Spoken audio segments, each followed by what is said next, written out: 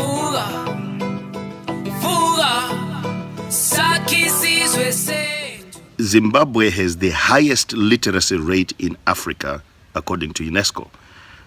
In the health field alone, the country churns out over 300 doctors each year. But in spite of our prodigious output of doctors since independence, in 2017, we have one of the worst doctor-to-patient ratios in the world of about 1 doctor to 250,000 patients. Last December, the Deputy Minister of Health blamed this on the failure to retain medical practitioners in the country. Now, the not-so-veiled suggestion was that doctors are not loyal and that they skip the country as soon as they finish their training. The Deputy Minister said nothing about the fact that after investing 7 to 9 years post-high school to training to save lives, doctors often struggle to make ends meet while working in conditions where any efforts to save lives are undone by severe shortages of equipment and life-saving medicines. To his credit, the Deputy Minister also considered that the government's freeze on hiring is another reason for the shortage of doctors. Today, new doctors who have completed their training in housemanship are neither being hired by government nor can work anywhere else without the open practice certificate that they can only get from practicing in the public health system. So we have unemployed doctors in a country with one of the worst patient-to-doctor ratios and an overburdened and underpaid team of senior doctors and nurses fighting a losing battle to keep the nation healthy.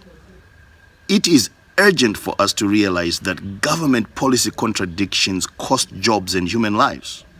Today, I'm in Bulawayo, and what you see behind me is the Egusileni Medical Center, which was built in 2000 by the National Social Security Authority in honor of the late Vice President Joshua Nkomo, which has essentially never opened, not because we do not have a desperate need for hospitals to save more lives, or the medical school specializing in physiotherapy and pathology it would have provided to help address the critical shortage of medical practitioners. For almost 2 decades, the hospital has been lying idle because of government's claim that the equipment, some of it brand new, did not meet our own local standards. Attempts by private investors to resuscitate the facility have been thwarted by government in much the same way that the deal to revive Zisco Iron and Steel Works and the economy of Redcliffe and Kwekwe were also scuttled. The doctors and nurses who are taking industrial action not only have a right to strike, it is their responsibility and the patriotic duty of all of us to apply pressure on government to resolve the policy contradictions that are not just inconvenient, but are costing many lives. Zimbabwe, ilizwe letu, ilifa letu. Zimbabwe, nyika yedu, naka yedu. Vuga, vuga, vuga, sakisizwe sethu.